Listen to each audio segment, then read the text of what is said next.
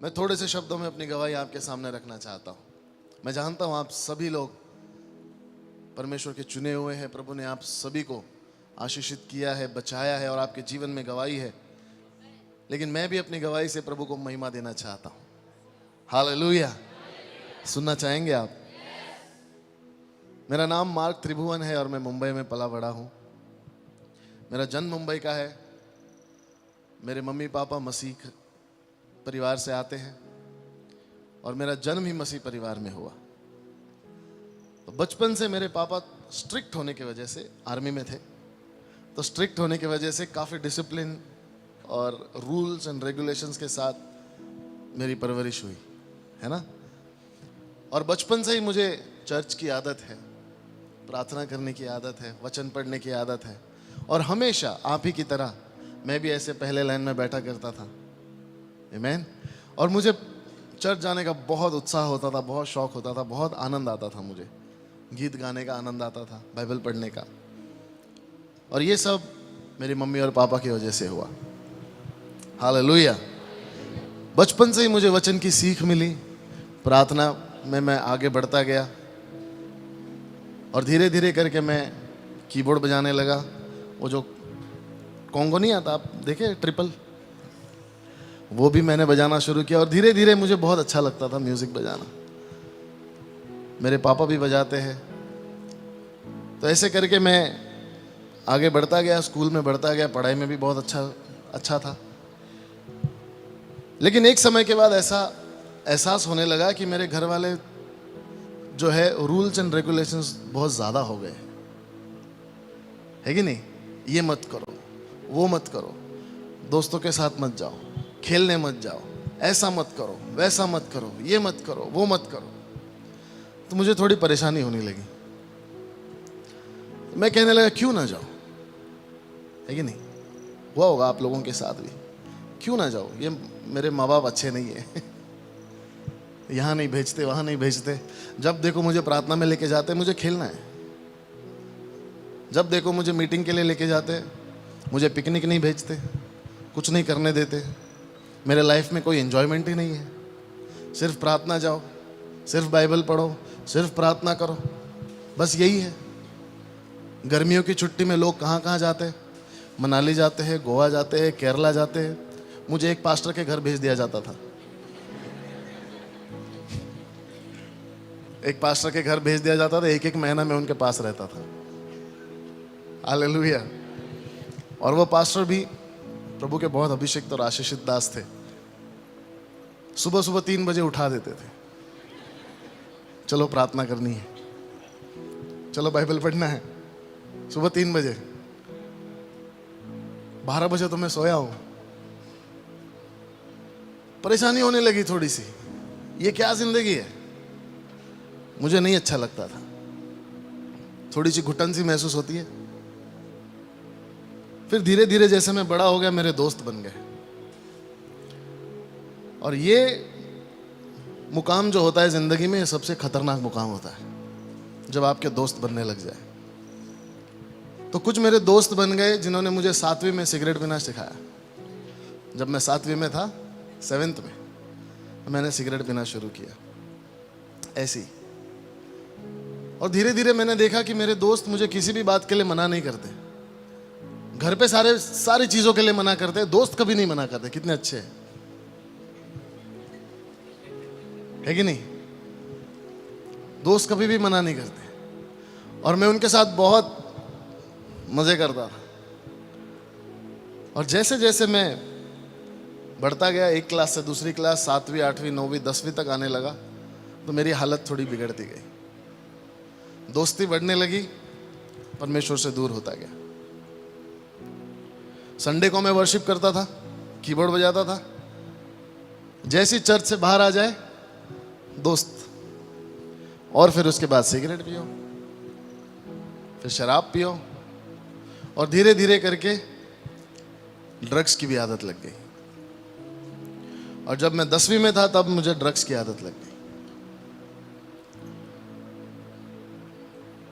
बहुत अच्छा लगता था मुझे जब मेरे साथ 8-10 लोग घूमते थे मुंबई के सड़कों पे। आप जानते हैं मुंबई शहर, वहाँ पर बड़े बड़े लोगों से दोस्ती होना बहुत बड़ी बात मानी जाती है, और मेरे दोस्त भी होते थे सारे गुंडे और लफंगे, जिनके साथ रहकर मुझे ऐसा लगता था कि ये मुझे किसी भी हालात से बचा लेंगे, मुझे छुड़ा लेंगे, मेरे लिए लड़ लेंगे ये लोग, है कि नहीं। एक होता है कि ये मेरे साथ है, ये भाई मेरे साथ है। मुंबई में भाई लोग होते हैं, यहाँ पर पता नहीं, मुंबई के भाई लोग होते हैं।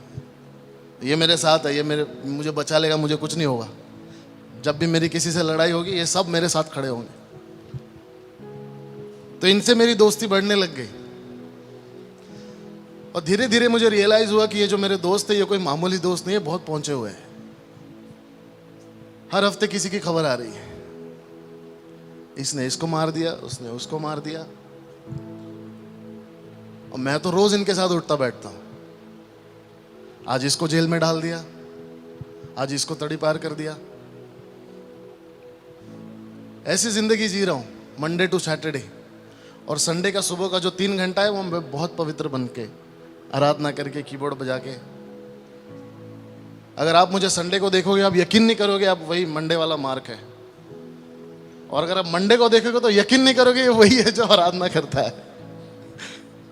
हालेलुया। वो ढोलकी की तरह डबल हो गया था मैं, यहां से भी यहां से भी। Praise the Lord. और धीरे धीरे करके ये ड्रग्स की आदत मुझे खाने लगी। आमीन। एक बार जब हम नशे में थे तो हमने बहुत ज़्यादा नशा कर ली, और एक समय ऐसा आ गया कि मुझे जो है वो ड्रग्स उसका असर नहीं होता था, मुझे नशा नहीं होती थी। तो उसके लिए दूसरे तरीके हम ढूंढते थे कि इसको और एनहेंस करने के लिए, इसको बढ़ाने के लिए हम और क्या किया जाए। तो कोई शराब पी रहा है, तो कोई और ड्रग्स ले रहा है, तो कोई कुछ और कर रहा है। तो मेरे एक दोस्त था, उसने अपने पॉकेट में से एक टैबलेट का पैकेट निकाला, पता नहीं कहाँ से लाया था, उसमें से 2 गोलियां ली, उसने खा ली। दोपहर का समय था, उसने खा ली और वो ऐसे लेट गया। हम अपने घर चले गए, रात को फिर आए, देखे तो वो लेटा हुआ है। तो हमने कहा दोपहर को उठा होगा, सो के वापस कुछ पी के वापस सो गया होगा। फिर हम घर चले गए, दूसरे दिन सुबह हम आए तो देखा तो फिर भी लेटा हुआ है। तो हमने आजू बाजू वाले से पूछा ये क्या हुआ है। कह रहा है भैया ये कल से उठा ही नहीं है, शाम हो गई उठा नहीं है। 2 दिन तक वो लड़का वही पड़ा था। और तब परमेश्वर की आत्मा ने मुझसे बात करना शुरू किया कि ये गलत है, ये सही नहीं है। और मुझे मन में ऐसा एक डर सा पैदा हो गया कि मुझे यहां तक नहीं जाना है, ये लेवल का नशा मुझे नहीं करना है। 2-2, 3-3 दिन तक पड़े रहो, ये अच्छी बात नहीं है। Hallelujah, hallelujah. मैं अपने आप से नफरत करने लगा कि ये मैंने क्या कर दिया। वचन पता है, प्रार्थना पता है, मेरे पापा पास्टर है, घर तक खबर पहुंच जाती थी आपके बेटे को आज यहाँ देखा, आपके बेटे को वहां देखा, इसके साथ देखा, उसके साथ देखा। बहुत परेशान होते थे मेरे माँ बाप, मुझे बहुत मारते थे, बहुत मारते थे। हर दूसरे तीसरे दिन मेरी पिटाई होती थी, और ऐसी वैसी नहीं, तबीयत से होती थी, जबरदस्त। तो मैं अपने आप से नफरत करने लगा कि ये मैं क्या कर बैठा हूं, इसको मैं कैसे सुधारूं। लेकिन एक बात है, जो बचपन से मेरे माँ बाप ने मुझे आदत लगाई चर्च जाने की, कलीसिया में आने की, वचन पढ़ने की, प्रार्थना करने की, पहले अच्छा नहीं लगता था, लेकिन वही वचन मुझसे बात करने लगा। वही वचन पवित्र आत्मा मुझे याद दिलाने लगा। वही वचन ने मुझे बताया कि जो तू कर रहा है वो गलत कर रहा है। हालेलुया। प्रभु की आराधना करता था, कीबोर्ड बजाता था, लेकिन फिर दुनिया के मार्गों में, फिर दोस्तों के पास, फिर सारी गलत चीजों में। मुझे रियलाइज हुआ कि मैं जो कर रहा हूं ये बहुत गलत है। आप लोगों को भी होता है कभी कभी, जब आप गलती कर देते हैं तो हमको रियलाइज होता है कि हमने जो किया वो गलत किया, और वो पवित्र आत्मा होता है। पवित्र आत्मा हमें बताता है कि आप जो कर रहे हैं वो गलत कर रहे हैं। और वही पवित्र आत्मा ने मेरे जीवन में काम करना शुरू किया। मैंने कहा प्रभु मुझे बदलना है, मैं सुधरना चाहता हूँ। और उस समय मैंने निर्णय लिया और 3 महीने तक मैं घर से बाहर नहीं निकला। मैं 3 महीने तक अपने घर में बैठा करता था और 3 महीने में मेरे दोस्त छूट गए। और उस 3 महीने में मुझे पता चला कि मैं कोई एडिक्ट नहीं हूँ किसी चीज़ का। शैतान ने मेरे मन को ऐसे प्रोग्राम कर दिया था कि तुझे ज़रूरत है, तुझे ड्रग्स चाहिए, तुझे ये चाहिए, तुझे वो चाहिए। लेकिन पवित्र आत्मा की सामर्थ्य ने मुझे संभाला और मैं जान गया कि मैं एडिक्ट नहीं हूं। मेरे दोस्त और मेरे नशे आराम से छूट गए। हालेलुया, बहुत आसानी से छूट गए।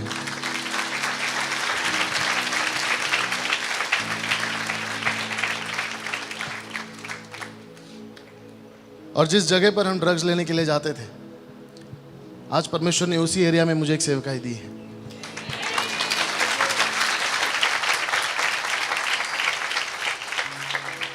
छोटे छोटे बच्चे हैं वहां पर ड्रग्स बेचते हैं, छोटे छोटे बच्चे हैं, और उन बच्चों के बीच प्रभु का कार्य अद्भुत रीति से हो रहा है। हालेलुया। और हमारा विश्वास है कि आने वाली पीढ़ी जो है ये ड्रग्स फ्री पीढ़ी होने वाली है। आमीन, ये मेरा विश्वास है। उस समय 3 महीने में परमेश्वर ने अद्भुत रीति से मेरा इस्तेमाल किया और 3 महीने तक मैं कुछ भी नहीं करता था। मैं सिर्फ अपना कीबोर्ड और मैं दिन के 8-8, 10-10, 9-9 घंटे कीबोर्ड बजाता था। कभी कभी 12 घंटे, 14 घंटे बस कीबोर्ड बजाता था, सिर्फ इसी रीजन से कि मुझे बाहर नहीं जाना है, मुझे दोस्तों से नहीं मिलना है। और उस समय मैंने कहा प्रभु मैं अपना जीवन तुझे देना चाहता हूँ। कीबोर्ड मैंने अपने आप से सीख लिया, गाना भी गाना मैंने अपने आप से सीख लिया, जो भी था थोड़ा मोटा बजा लेता हूँ, गा लेता हूँ, और ये प्रभु ने मुझे सिखाया। और उस समय जब मैं आराधना कर रहा था, जब मैं प्रैक्टिस कर रहा था, तब प्रभु ने मुझे एक गीत दिया कि यीशु तेरे करीब आने से जिंदगी मेरी बदल गई।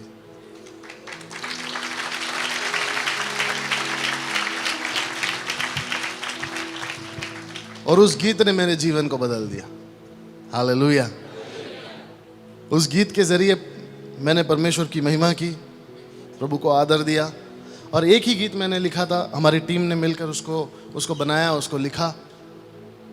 और उसके बाद 3 साल तक मैंने इस गीत को कहीं नहीं गाया। 3 years, 3 साल तक ये गीत मेरे पास ही था, क्योंकि ये मेरा पर्सनल टेस्टमनी है, मेरी पर्सनल वर्शिप है परमेश्वर के लिए। 3 साल तक ऐसे किसी अगर चर्च में चला गया तो मैं गा देता था। हमारे चर्च में गाता था, छोटे मोटे जो घर की कलीसियाँ होती है वहाँ गाता था। तो किसी ने सुना और कहा कि आपको इसको रिकॉर्ड करना चाहिए। मैंने कहा मेरे पास पैसे नहीं है, इसको बनाने में काफ़ी खर्चा आता है। और उन ज़माने में एक सीडी आती थी, सीडी पता है आपको? एक सीडी आती थी ना, सीडी गानों की, आप लोगों ने घर में चलाई होगी, कार में चलाई होगी। तो उस सीडी में 7-8 गाने होते थे। अरे मेरा एक ही गाना है, मैं एक गाने के लिए क्या सीडी बनाऊंगा, और कहाँ से सीडी बनाऊंगा? लेकिन प्रभु की आत्मा की गाइडेंस के हिसाब से हम आगे चले। प्रभु ने हमें बताया क्या करना है, कैसे करना है, और इसका हमने वीडियो बनाने का सोचा। और जब वीडियो बनाया, शुरू हमने 0 से किया। मेरे पास 5,000 रुपये थे, उससे हमने शुरू किया।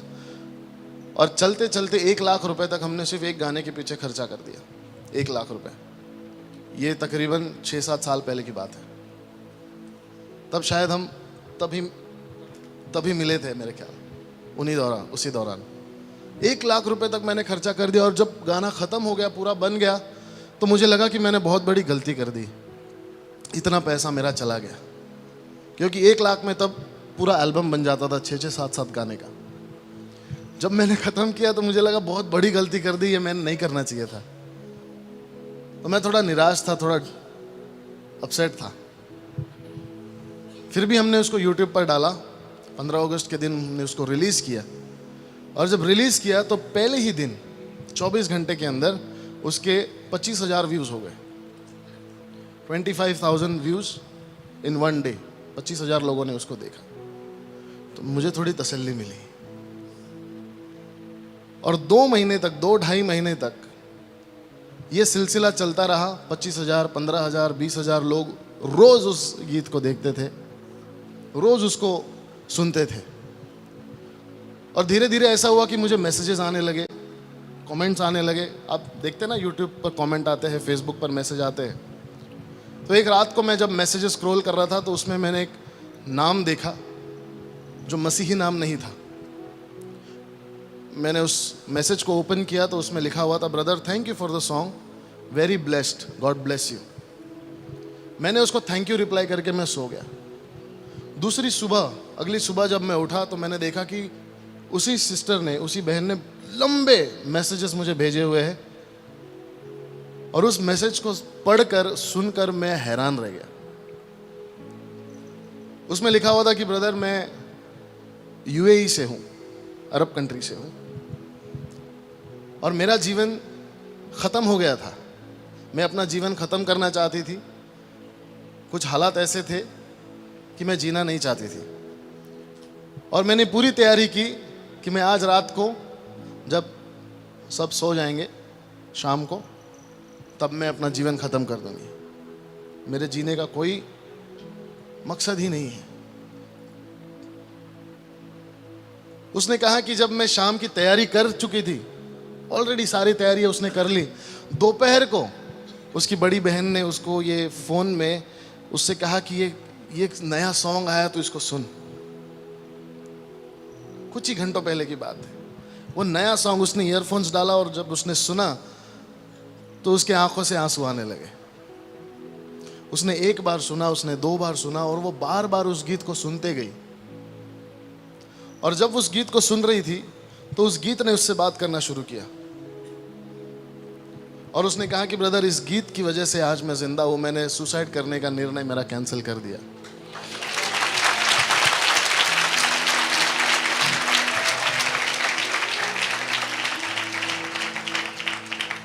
वो मैसेजेस आज भी मेरे पास है। और उसने कहा कि मैं अपना जीवन प्रभु को दूंगी। मैं अपने जीवन का अंत नहीं करूंगी, मैं जीवन प्रभु को दूंगी। उस समय मैंने प्रभु के पास जाकर मैंने क्षमा मांगी कि प्रभु मैं कुड़कुड़ाया, मैं अपसेट हो गया, मैं निराश हो गया कि मैंने इतने सारे पैसे गंवा दिए। लेकिन प्रभु अगर इस गीत की वजह से एक आत्मा भी तेरे पास आता है तो ये मेरे लिए बहुत आनंद की बात है।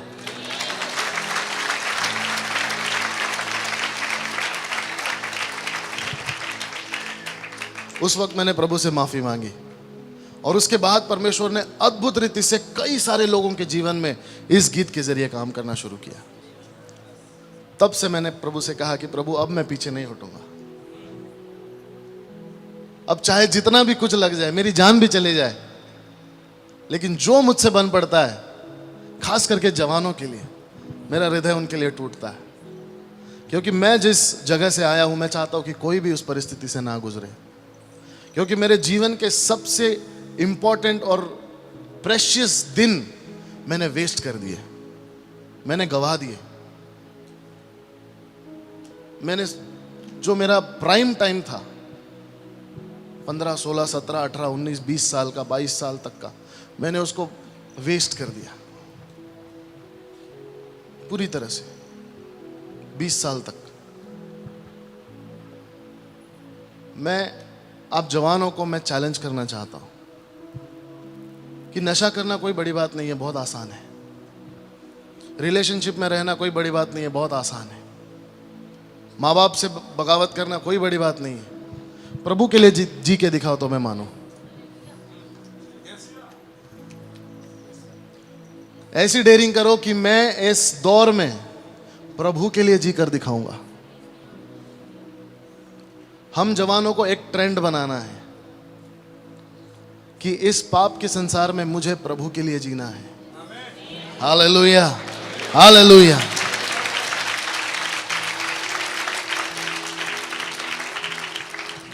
देखिए परमेश्वर कैसे अद्भुत रीति से आपका इस्तेमाल करेगा, बहुत अद्भुत रीति से आपका इस्तेमाल करेगा। Hallelujah, hallelujah.